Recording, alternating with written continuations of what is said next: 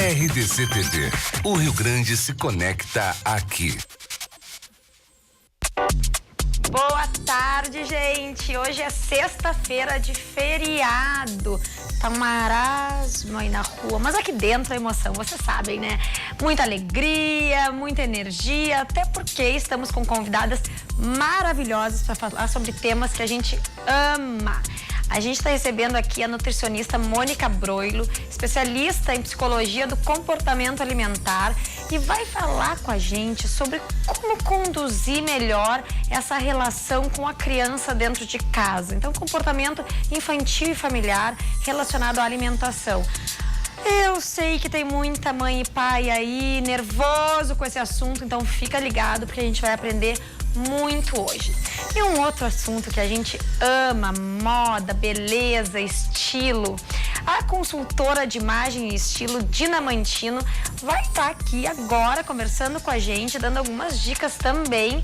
E ela que é a autora do livro A Arte de Fazer-se Bela. Tem muita técnica legal, é um manual imprescindível para quem curte o assunto e quer achar o seu estilo pessoal. Vamos lá então ouvir mais com essas duas super mulheres. Vem!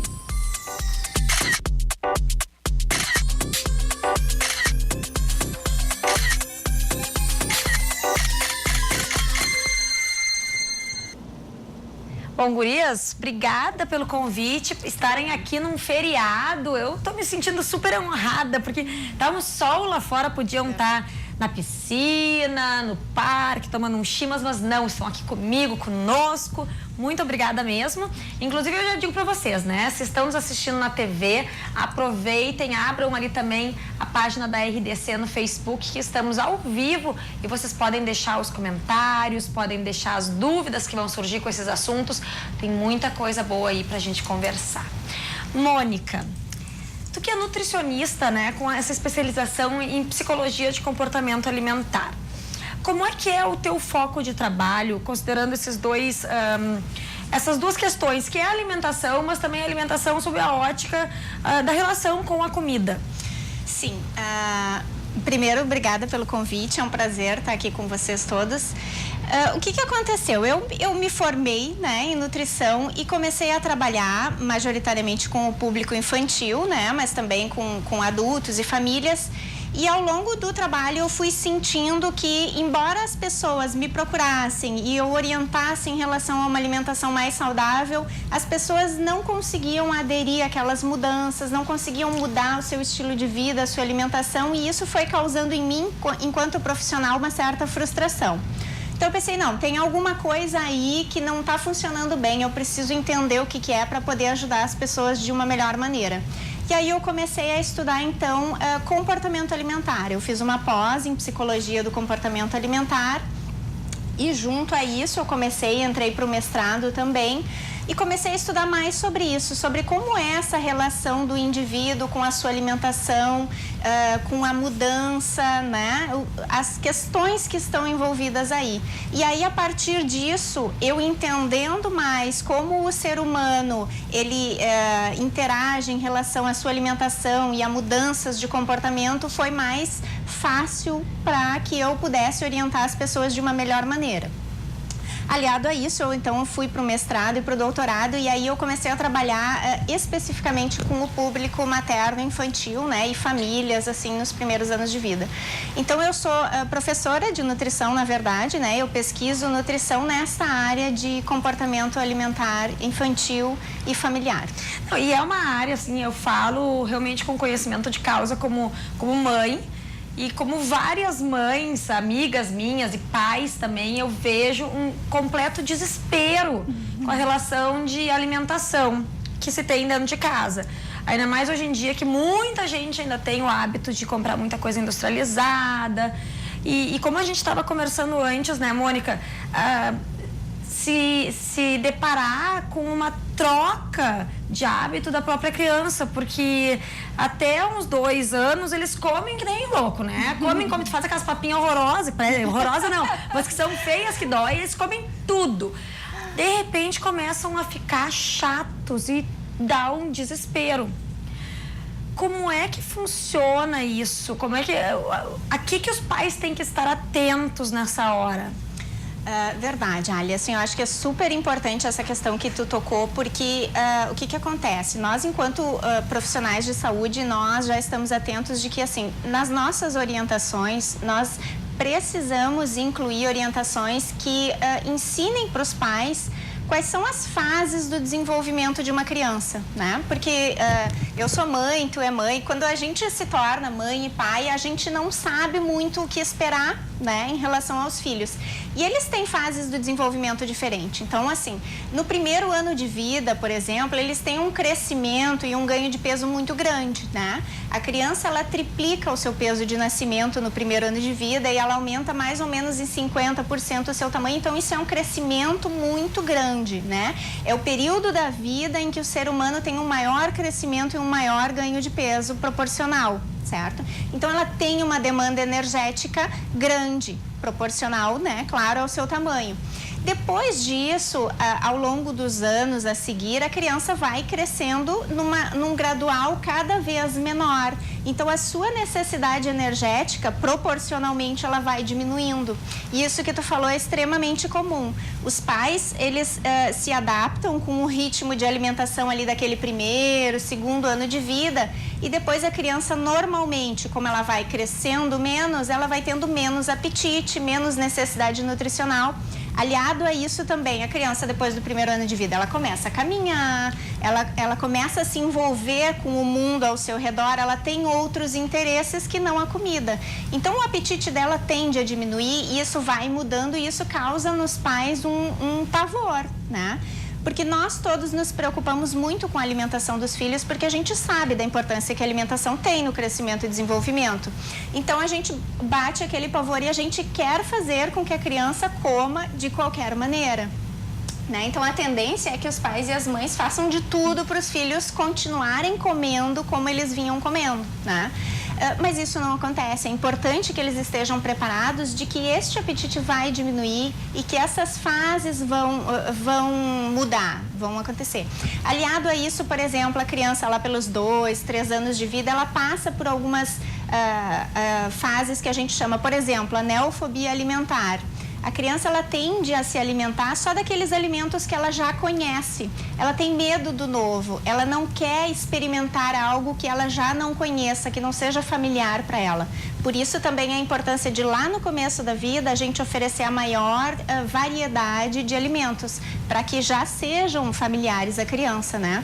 E também a anorexia infantil fisiológica, que é devido a esse desacelerar do crescimento, né? Então, são fases que os pais devem conhecer e devem estar preparados para lidar. Mas essa anorexia infantil fisiológica, como é que ela acontece? Quais são os sintomas? É exatamente isso, assim como tu comentou. Eles vinham comendo bem, eles vinham comendo num ritmo, né?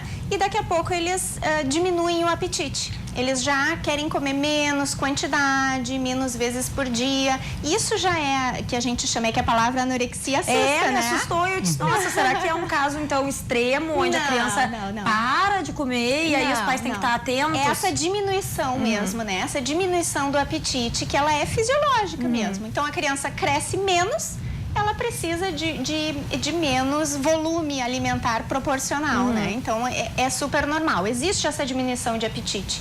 E aí é que a gente precisa orientar os pais e os familiares a que isso é normal, que a criança vai passar por isso e que a família não deve dar uma atenção maior do que merece, né? Não deve usar estratégias para fazerem os filhos comerem, não devem nunca, de maneira nenhuma, forçar uma criança a comer além daquilo que ela tem vontade, né? Então, é assim, oferecer uma alimentação adequada e saudável e deixar com que a criança decida o quanto comer. Eu tô muito feliz de ouvir isso, porque eu tô, pelo menos, não me sentindo a pior mãe do mundo. Porque como eu sou muito fly para algumas coisas, e como eu tava comentando contigo antes, eu tenho essa sensação, sem nenhuma ciência por trás disso, de que as crianças, elas depositam ali nutrientes nos primeiros anos de vida, que é para segurar o resto da infância, porque eu nunca vi como é generalizada essa situação, eles realmente diminuem a comida. E eu nunca me preocupei muito com isso, porque eu ofereço comida em casa, então assim, bom, de fome não vai morrer, né? A criança, qualquer coisa, vai ali, abre a geladeira e come. Mas que técnicas a gente pode utilizar, os pais que são, de repente, mais nervosos com isso, como é que eles têm que se postar diante dessa realidade? Bom, tu referiste, não dá para tentar forçar a comida. O que isso pode causar na criança? Sim. Como a gente estava comentando anteriormente, né? A gente deve oferecer para as crianças uma alimentação saudável e adequada. Então, aí a importância de procurar um profissional especialista na área para orientar o que é uma alimentação adequada e saudável para uma criança. Então, sempre ter essa alimentação disponível, mas nunca forçar a criança a comer um volume maior. A criança, ela nasce, nós todos nascemos com um mecanismo de fome e saciedade. Então, a criança sabe quando ela tem fome e aí ela solicita, por exemplo, já um bebê mamando, né? Mamando no peito. Ele sabe a hora que ele tem fome, ele chora e ele mama. E quando ele está satisfeito, ele para de mamar. E não tem mais o que faça o bebê continuar mamando. Então, a criança não perde isso quando ela começa a comer comida, né? A alimentação da família. A criança mantém esse mecanismo. E no momento em que a gente tenta interferir neste mecanismo, a gente pode atrapalhar. No momento em que a gente força uma criança a comer mais do que aquilo que ela está disposta a comer, a gente vai aos poucos causando nela, primeiro, uma relação não legal com a alimentação, porque ela começa a encarar aquele momento de se alimentar como algo ruim, né? Porque, por exemplo, se ela não tem fome, se ela não está com vontade de comer e ela é obrigada a comer, ela começa a se sentir mal, ela já começa a chegar perto da hora da refeição e ela já começa a ficar angustiada, ansiosa com aquele momento, né? E no longo prazo, isso pode gerar diversos transtornos. Desde, assim, a gente atrapalhar e alterar esse mecanismo de fome e saciedade, então a pessoa passa a não reconhecer mais, né, quando ela está satisfeita e acaba se alimentando mais do que o necessário. É como eu quando vejo um saco de salgadinho. É o que acontece. O que eu tenho um problema com salgadinho. É verdade. Tem alguns alimentos assim que a gente tem uma dificuldade maior em identificar, né, o momento da Eu vou conversar depois com os meus pais sobre isso. A gente vai voltar para esse papo depois lá no terceiro bloco e agora a gente vai para o intervalo e voltaremos com imagem, beleza e moda, muita coisa boa. Não sai daí.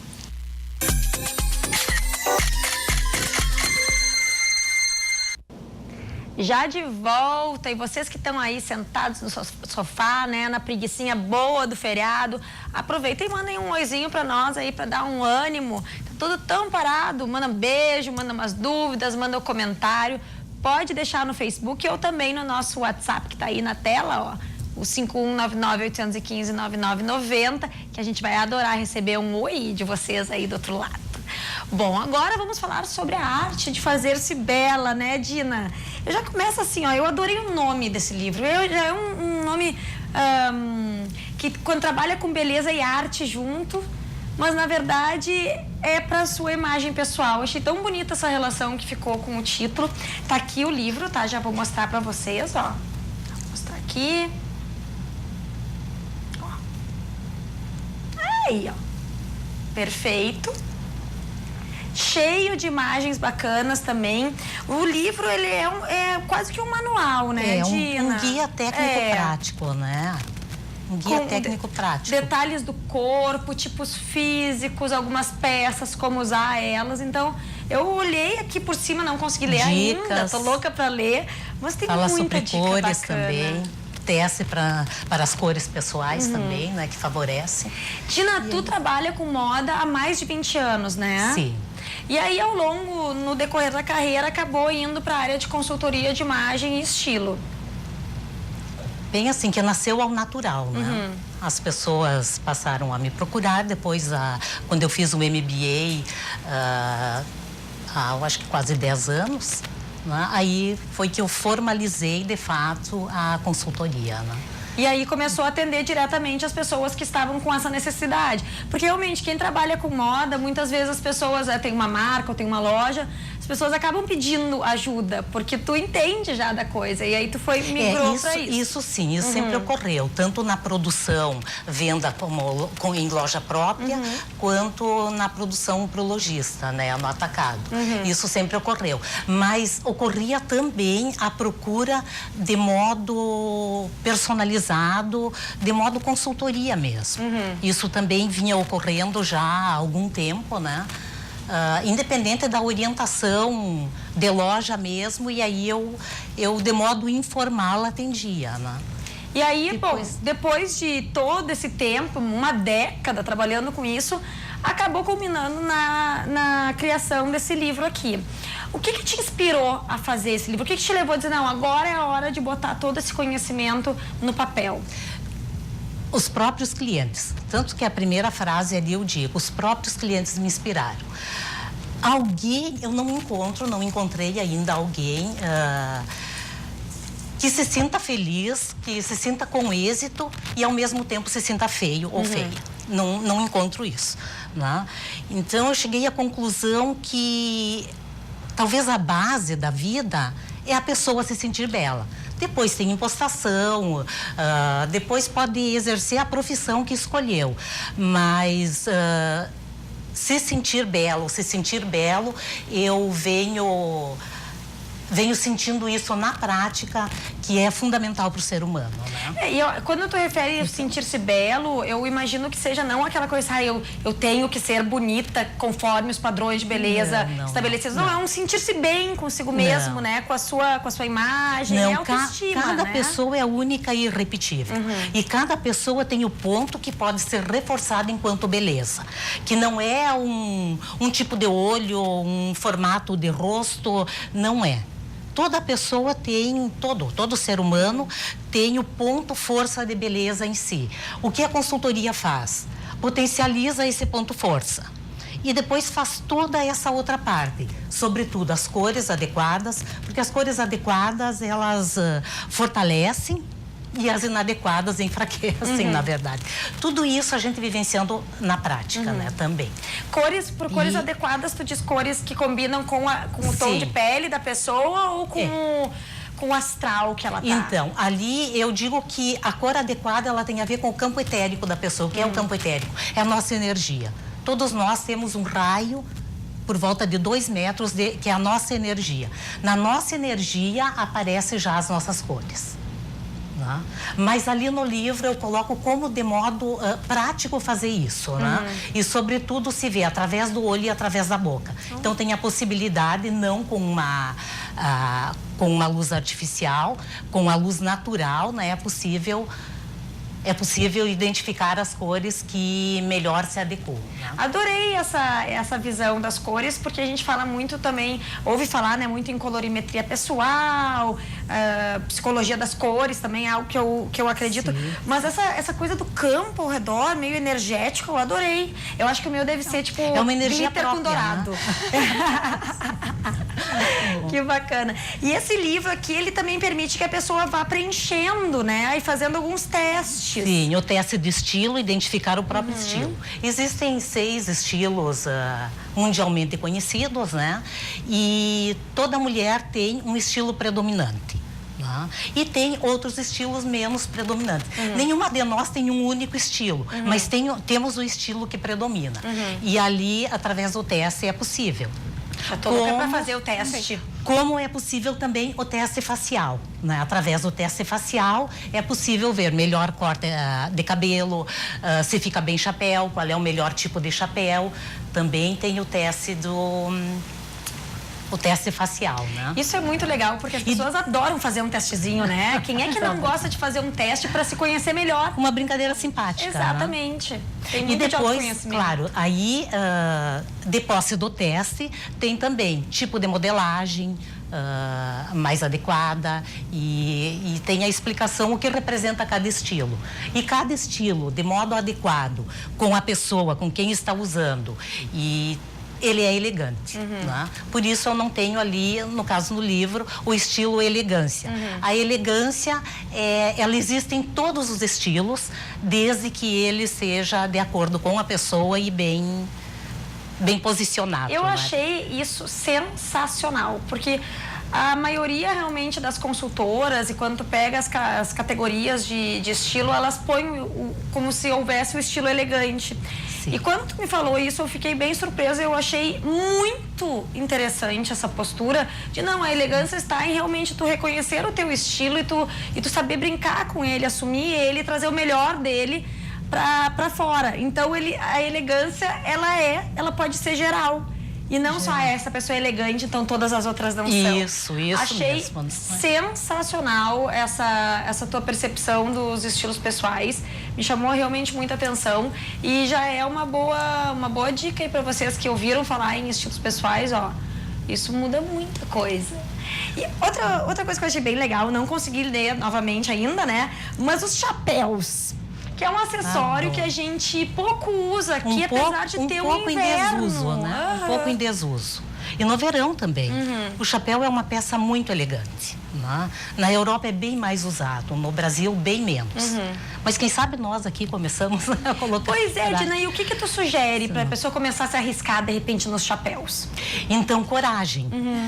Só isso? Coragem. Não, pelo seguinte, na própria consultoria eu vejo que as pessoas que buscam, que procuram, são pessoas que já se vestem bem, que já têm uma elegância própria, né, dentro do seu próprio estilo, mas tem, de repente, o ponto principal é a insegurança.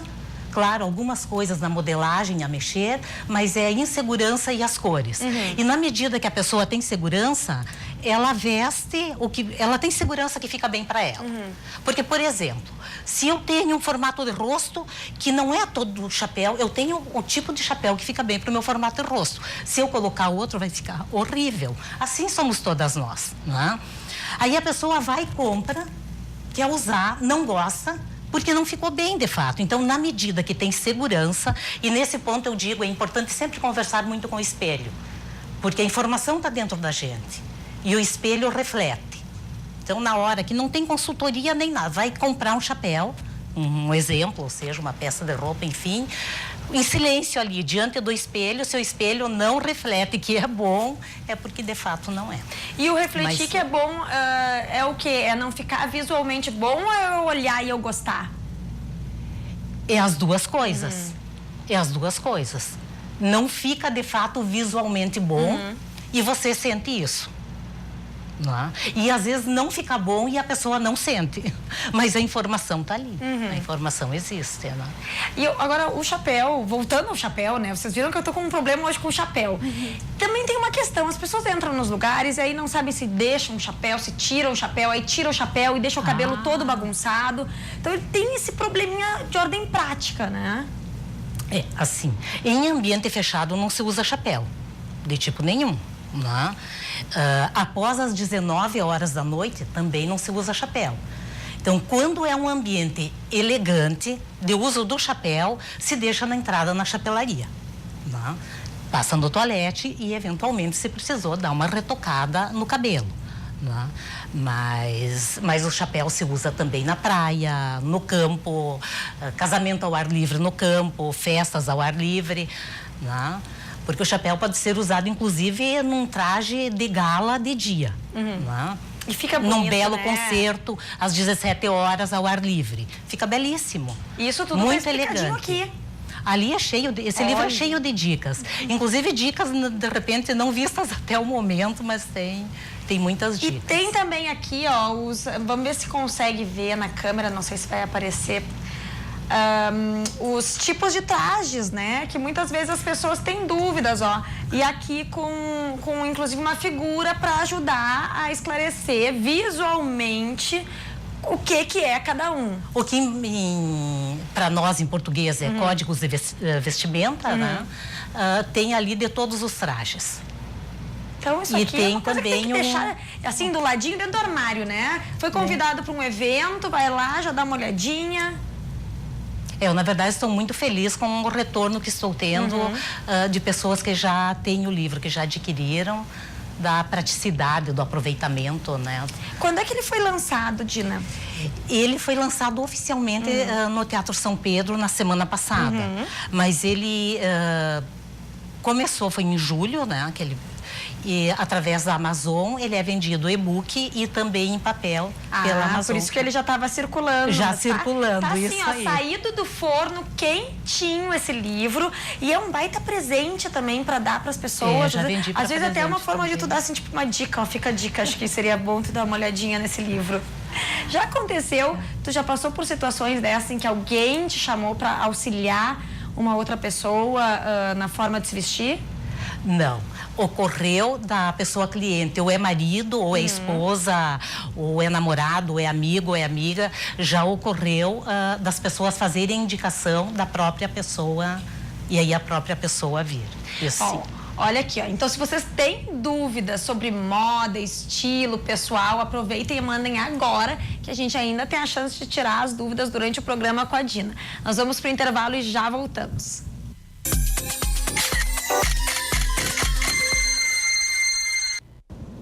Direto do Virou Moda para o Virou Mundo, lá em Londres, no The Ivy, com a Bruna Petri. Vamos conferir?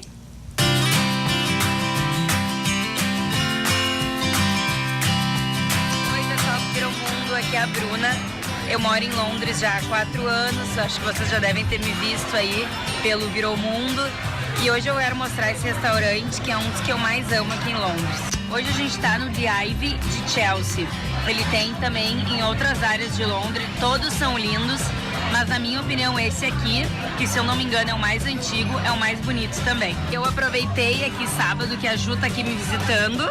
Oi! Tá aqui me visitando em Londres para trazer ela aqui. Tem como ele é lindo. E ele também tem a parte aberta, ó, que é super linda. Hoje tá um pouco vazio porque tá frio. Daí a parte aberta tá um pouquinho vazia. Mas no verão isso aqui fica lotado.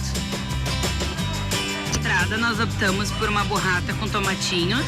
Essa escolha foi o meu prato principal, foi uma torta de carne com um pirezinho de batata em cima, que é bem famosa daqui. O da Ju é um dos pratos mais tradicionais daqui, que é uma torta de peixe, batatinha frita com queijo de trufa. E o Léo, meu marido, optou por um hambúrguer. Esse é o Léo, meu marido. Dá um oi aí pro pessoal do Virou Mundo. Pessoal do Virou Mundo, esse foi o The Ivy, um restaurante super legal e bem tradicional de Londres. Espero que vocês tenham gostado e até a próxima. Beijo! Estávamos com saudade dos teus vídeos aí de Londres, Bruna. Agora, preciso mandar um beijo para tua irmã Juliana Petri, que também é nossa parceira aí no Virou Mundo, manda muitos vídeos. E um beijo especial pro Léo, teu marido, né? Uma desenvoltura impressionante em frente às câmeras. Obrigada pela participação, Léo. Contamos contigo mais vezes aqui no nosso quadro. Bom, a gente viu umas comidinhas bem gostosas ali, bonitas, né, Mônica? A apresentação da comida conta também? Conta muito, inclusive para as crianças, né? Tu antes mencionou, né? A gente faz aquela papinha que parece muito feia. Cada vez mais a gente está falando sobre isso também, né? Sobre a importância da aparência da comida para as crianças. Algo que é super importante é que a gente não misture tudo em uma única papa, por exemplo. Mesmo na fase da introdução da alimentação complementar, em que a gente prepara aquela papa, amassa com o garfo, né? A gente já fala da importância de deixar cada alimento separadinho. Por exemplo, eu vou amassar um arrozinho, amassar uma cenoura cozida, né? Vou desfiar bem pequenininha uma carne, mas que eu deixe tudo isso separado para que a criança veja e para que ela possa ir identificando os alimentos, né? Então ela já vai sabendo que a cenoura é laranja, tem aquela consistência, né? Ela vai conhecendo, isso é um aprendizado importante. Então a aparência tem bastante importância. E isso ajuda também na percepção assim do paladar infantil, porque eles começam a desenvolver também seus gostos pessoais, né? Com certeza, todos nós. A gente sempre fala que ninguém é obrigado ou ninguém precisa gostar de todos os alimentos, né? Desde que a gente tenha uma variedade alimentar, para que quanto mais variada a nossa alimentação, mais nutrientes diferentes a gente consegue, né? Através da nossa comida. Então, ninguém precisa gostar de tudo e nem mesmo a criança precisa gostar de todos os alimentos. Mas é importante que a gente ofereça para a criança várias vezes, de formas diferentes de preparo, para que ela possa, então, ir decidindo o que ela gosta mais, o que ela gosta menos e até o que ela não gosta. E aí, falando na importância de ter essa diversidade dentro de casa, né? A gente recebeu de uma espectadora nossa, Graziela Braga, reclamando que na casa dela só querem comer miojo e cacetinho. Como fazer, então, né? Porque aí a gente vê a importância da família estar toda envolvida com essa questão alimentar. E não só uma pessoa querendo mudar. Exatamente. Em termos assim de formação do comportamento alimentar, a gente já sabe que o comportamento alimentar ele começa a ser formado mesmo antes da criança nascer, né? Então, durante o período gestacional já existe a formação do comportamento alimentar, porque a alimentação da gestante vai influenciar, por exemplo, no sabor do líquido amniótico. E a criança vai estar tendo contato com aqueles diferentes sabores através desse líquido amniótico. Depois que a criança nasce, o leite materno é a mesma coisa. O leite materno ele tem sabores e tem aromas diferentes conforme a alimentação da nutriz, né, da mãe. E isso já vai auxiliando. Quanto mais variada a alimentação da mãe, mais a criança vai sendo apresentada a diversos sabores. Isso vai facilitar na fase da introdução da alimentação complementar.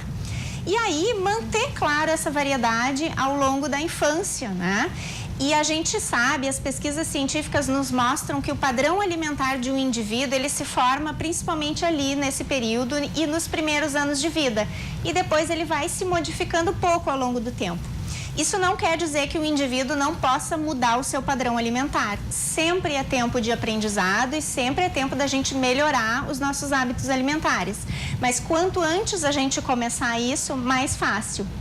E sim, conforme a espectadora ali falou, né? É importante que toda a família esteja unida nesse contexto, porque é o ambiente alimentar familiar que vai reforçar isso, né? Então, se a criança, por exemplo, ela vai aprender vendo os pais, né? Os irmãos, a avó e o avô se alimentando. Ela vai querer comer aquilo que os outros estão comendo, aquilo que está servido à mesa, né? Então, é importante manter um padrão saudável. Se a família, se o restante dos indivíduos não tem um padrão saudável, por exemplo, a criança também vai passar a não se alimentar. Por exemplo, não adianta a gente fazer para a criança preparar uma papa ou um prato super saudável com legumes, com frutas, e ela perceber que, por exemplo, o pai não come a salada, a avó não come frutas. A criança ela é muito esperta e aos poucos ela vai vendo, bom, se os outros não comem é porque não deve ser muito legal, eu também não vou comer, eu também vou comer só aqueles que eu prefiro, né? E quando um indivíduo, depois de adulto, por exemplo, ele quer fazer mudanças alimentares, ele quer procurar um padrão mais saudável, é importante que as pessoas no seu entorno também possam aderir a essas práticas mais saudáveis. Isso vai ser um importante motivador, né? Para que essas mudanças sejam efetivas, para que a pessoa consiga. E algo legal é começar aos poucos. Por exemplo, uma pessoa que tem um padrão destes, né? É só miojo, só cacetinha, é só determinados alimentos. Começa aos poucos, né? Não precisa mudar toda a sua alimentação de um dia para o outro. Vai ser difícil, né? Então, comece a incluir aos poucos outros tipos de alimento, vai provando diferentes tipos, vai tentando incluir na sua rotina e a pessoa vai perceber que aos poucos aquilo ali vai começar a ficar habitual e vai ser algo mais gradual e que tende a se manter depois por mais tempo. Até porque a gente estava conversando também antes, Mônica, é incrível como na medida em que tu vai mudando os teus hábitos, tu passa a sentir que algumas coisas não te fazem bem. Sim. Então, por mais que um pastelzinho bem frito seja muito bom, se tu comer muito pastel, para quem tá acostumado, né, começa a já tirar um pouco da fritura do dia a dia, aquilo faz um efeito em ti, aquilo não te faz sentir bem. E tu começa realmente a mudar a tua postura diante dos alimentos. Agora, do ponto de vista nutricional, é um problema a pessoa manter, eventualmente, uma miojinha, um cacetinho de vez em quando na rotina? Então, eu acho, Ali, que assim, ó, o padrão alimentar, a base alimentar, ela deve ser de alimentos in natura, que a gente diz, né? Alimentos mesmo, arroz, feijão, carne, saladas, frutas e verduras, a base deve ser esta. E todos os outros alimentos ou preparações culinárias, todos os outros alimentos, eles podem estar presentes, porque eles fazem parte da nossa cultura alimentar e nós gostamos, nós temos um paladar para isso, e determinados alimentos nos deixam felizes, nós gostamos, então é importante, né? Eles podem fazer parte, com certeza, de uma alimentação saudável. Não é porque eu vou comer um doce, uma fritura, né? Ou algum alimento industrializado que a minha alimentação vai deixar de ser saudável. Não é. Eles podem fazer parte desde que a base da nossa alimentação seja de alimentos realmente comida, que a gente fala, comida de verdade. Eu pergunto até porque a gente tem visto, tem se falado muito sobre a importância da alimentação funcional, os alimentos orgânicos e todos nós nos vemos assim, assoberbados por uma avalanche de informações, muitas vezes sem saber para que lado correr, ou pensando, meu Deus, a minha casa eu só ofereço comida porcaria pro meu filho, meu marido, enfim. Até que ponto a gente tem que se preocupar tanto com isso? Olha, a nossa alimentação, ela reflete diretamente no nosso estado de saúde. Então, é um dos fatores que mais vai refletir na nossa saúde em curto prazo e a longo prazo, né? Então, a alimentação, ela é muito importante para a nossa saúde. Então, a gente deve ter cuidados e deve buscar se alimentar de uma forma super saudável, né? O mais saudável possível. Não que isso vire um terrorismo nutricional, como a gente, né, costuma dizer. A gente não deve procurar só alimentos in natura, só orgânicos, mas que a base da nossa alimentação seja essa. E os outros alimentos vão entrar ali eventualmente, né? Então, quanto mais saudável a gente manter o nosso dia a dia, a nossa base, né? Tendo comida de verdade, procurando muitas vezes as pessoas almoçam, fazem suas refeições fora, em restaurantes, mas procurando locais que tenham comida de verdade, né? Que a gente possa ter opções saudáveis, isso é o fundamental, o importante. E como lidar com aquele desespero que as crianças têm com balas, doces, guloseimas e a realidade dos pais, ou pior ainda, quando vão para casa de avós, de familiares? Como gerenciar isso aí, Mônica? Ali, as orientações mundialmente e também nacionais, por exemplo, do Ministério da Saúde, é que até os 2 anos de idade, principalmente, esses alimentos industrializados e ricos em açúcar não sejam oferecidos. Por quê? Porque nós todos nascemos com uma preferência genética por alguns sabores, principalmente pelo sabor doce. Tá? E nesses primeiros 2 anos de vida, a gente forma, então, o nosso padrão alimentar e as nossas preferências. Se até os 2 anos de idade a gente conseguir manter uma alimentação, né, baseada em comida de verdade e evitando esses doces, a tendência é que esse padrão alimentar da criança seja saudável. Depois disso, aos poucos, esses alimentos vão começar a fazer parte, né, da alimentação das crianças, e isso não é um grande problema, desde que isso seja eventual, né? A gente tem um grande problema realmente assim com familiares, com avós, que tem uma associação muito forte do açúcar com o amor, né? Então o doce é o amor, então eu vou preparar alimentos doces. E a gente, né, precisa orientar as famílias para isso, né? Para que doce não é amor. Doce, é algo gostoso, é algo que nos dá prazer, mas não necessariamente vai substituir outra coisa, como atenção, como carinho, como uma brincadeira, né? E, eventualmente, esses doces podem entrar, né? Podem fazer parte, mas que eles não precisam estar ali como uma forma de amor, né? E outra coisa que a gente vê muito com os doces, ou principalmente com a sobremesa, é o uso da sobremesa como um prêmio, né? Se tu comer tudo, se tu comer a ervilha, o brócolis, o feijão, a carne, a batata, aí tu vai ganhar chocolate, ou tu vai ganhar alguma coisa. E eu fico pensando até que ponto isso é saudável, tu usar algo que nós já sabemos que não é tão bom para a saúde assim, para não dizer que é realmente ruim, como um prêmio. É fundamental que tu tocou nesse assunto, né? Como a gente mencionou antes, nenhuma estratégia que a gente utilize para fazer a criança comer além da sua vontade é produtiva, né? Muito menos tu utilizar um alimento como esse, que é um alimento de baixo valor nutricional, como uma recompensa ou uma punição. Eu sempre brinco, até com os alunos em sala de aula, né? Quando a gente diz para uma criança, olha, se tu comer toda a salada que está no teu prato, eu vou te dar um chocolate de sobremesa. Eu estou ensinando 3 coisas nesse momento. Eu estou ensinando que a salada é ruim, porque ele precisa de um prêmio para comer aquilo. Eu estou ensinando que o chocolate é muito bom, porque ele é um prêmio, né? E eu estou ensinando uma chantagem, ou seja, se tu fizer uma coisa, eu vou te recompensar com outra. Então é um comportamento muito prejudicial, sim. Principalmente porque a gente, como mencionou antes, a gente deve respeitar o apetite da criança, a vontade dela. Se ela comeu aquela quantidade que ela julga necessária, tá ok, ela não precisa comer mais do que aquilo, né?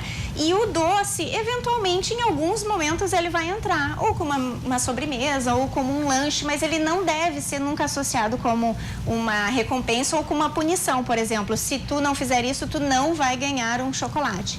Ele é um alimento que ele naturalmente, em alguns momentos, vai estar presente, né? Estas estratégias para fazer a criança comer são sempre muito prejudiciais, elas não trazem nenhum benefício. Sim, acaba ainda dando o sinal errado. Então, o negócio realmente é tentar explicar para a criança, ou explicar mesmo que ela ainda não compreenda totalmente, disponibilizar as opções saudáveis. Exatamente. E deixar um pouco a coisa correr. E Ali, uma coisa que é importante a gente pensar é que assim, a criança não tem filtros neurológicos, por exemplo, como nós. Quando nós vamos nos alimentar, nós pesamos. Olha, eu não vou comer hoje a sobremesa porque eu já comi ontem, porque não faz bem para minha alimentação, né? Eu não posso comer sempre. A criança não tem estes filtros, a criança e o adolescente. Eles procuram a comida para satisfazer a sua fome, né, a sua necessidade fisiológica e exclusivamente por prazer. Eles não têm filtros. Então, se a gente tiver em casa disponível, livre para eles, alimentos doces ou alimentos da preferência deles, eles sempre vão buscar. Então, nós, pais e responsáveis, temos que ser os filtros pelas crianças. Então, se não é para o meu filho comer doce todos os dias, eu não posso ter doce disponível para ele todos os dias. Bah, eu acho que com essa a gente encerra esse quadro aqui. Fica a lição não ter em casa. Eu vou chegar em casa, eu vou dar uma olhadinha na minha despensa. Enquanto vocês pensam aí do outro lado da telinha, nós vamos para o intervalo e já voltamos.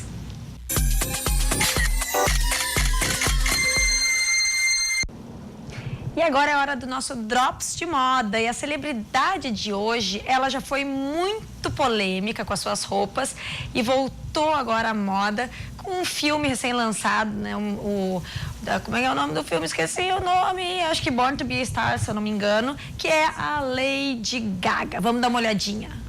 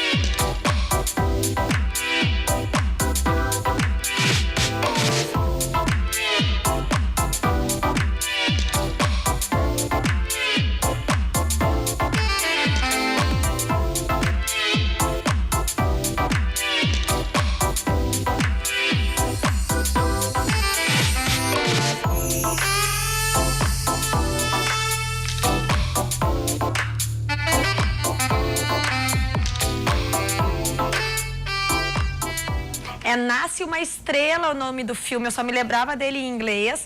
E realmente a Lady Gaga, que já usou até roupa de carne, ela voltou agora, né, Gina, com um estilo muito mais glamuroso, acho que mais maduro, querendo mostrar um outro lado da Lady Gaga. O que tu achou dessas roupas aí? Eu acho que mais a identidade dela agora.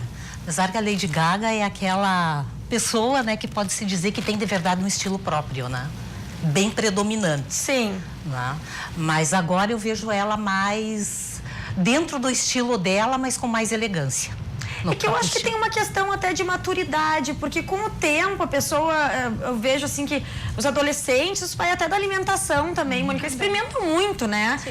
Até descobrir o que realmente te cai bem, o que te faz feliz, como é que tu te sente melhor na tua expressão por meio das roupas e em várias outras formas, de repente ela tá alcançando esse momento. Vai havendo mudanças. Falo ali também, né? A faixa dos 20, dos 40, após 50, 60, acontecem mudanças na personalidade da pessoa, né? A pessoa adquire experiências, autoafirmação, enfim, e também o próprio estilo, não é que ele altera totalmente, não, mas ele se fortalece de um modo, acredito, que muitas vezes até mais elegante, mais de acordo com a pessoa mesmo. Mais autêntico. Mais autêntico, né? Isso aí. Eu achei a Lady Gaga agora, nessas últimas imagens dela, muito mais com uma cara de diva. De realmente a diva que eu sou, ela tá loira, tem muitas referências ali a Marilyn Monroe e alguns, principalmente com o cabelo. E claro, ela sempre dá uma ousada, porque tem aquelas roupas que elas não é simplesmente um terno branco, é o terno branco arrojado. Mas eu achei... Mas ela usa com segurança, né? Com postura. Que é o que tu provavelmente prega lá pros teus clientes, né? Ela tem um diferencial próprio que ela se imposta com segurança com aquele diferencial que ela tem. E hoje eu digo que, sem dúvida, ela passa isso, uma segurança maior no que ela usa, mas sem deixar de ter aquela parte da ousadia que caracteriza o estilo dela, né? Uma outra coisa que me chamou muita atenção nessas imagens da Lady Gaga foi o uso de decotes bem profundos, e ela com os seios que claramente não tem silicone, né? É uma dificuldade que a gente vê em muitas mulheres em ousar nesses decotes quando supostamente não estão dentro de um parâmetro, de um padrão estabelecido.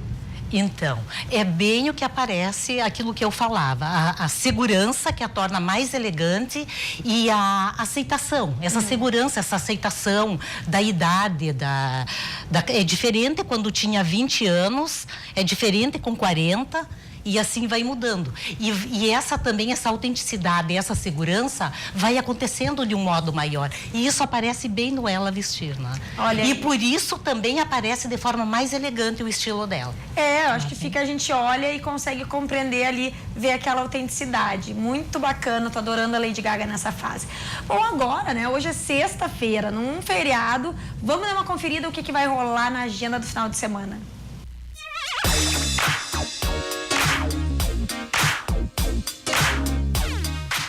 O final de semana está recheado de atrações culturais para curtir na capital. Para os amantes da leitura, começou essa semana a 64ª Feira do Livro de Porto Alegre. O evento vai até o dia 18 de novembro, na Praça da Alfândega, com diversas atrações para o público.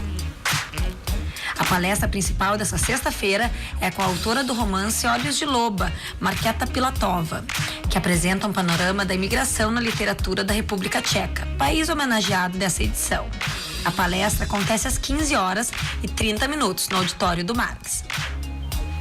Nesta sexta-feira, o Teatro do Bourbon Country recebe o espetáculo Ícaro and the Black Stars, às 21h. O ator e cantor Ícaro Silva canta sucessos da Black Music em show com um repertório de ídolos como Michael Jackson, Bob Marley, Tim Maia, Wilson Simonal, Beyoncé e James Brown, entre outros. Neste feriadão, Luana Piovani, Thelmo Fernandes e Omar Menezes apresentam o espetáculo Ele Ainda Está Aqui.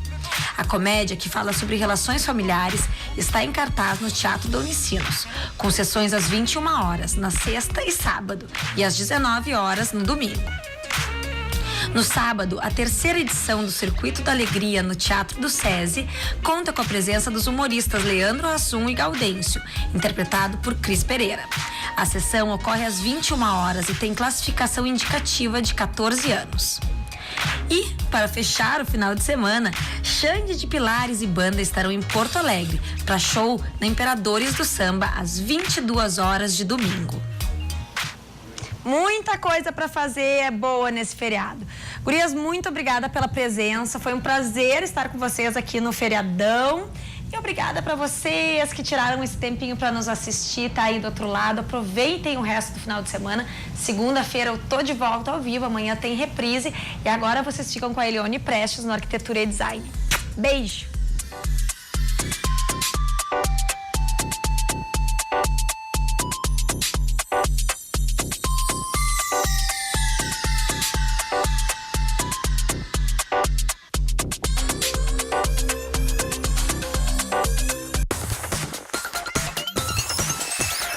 RDC TV.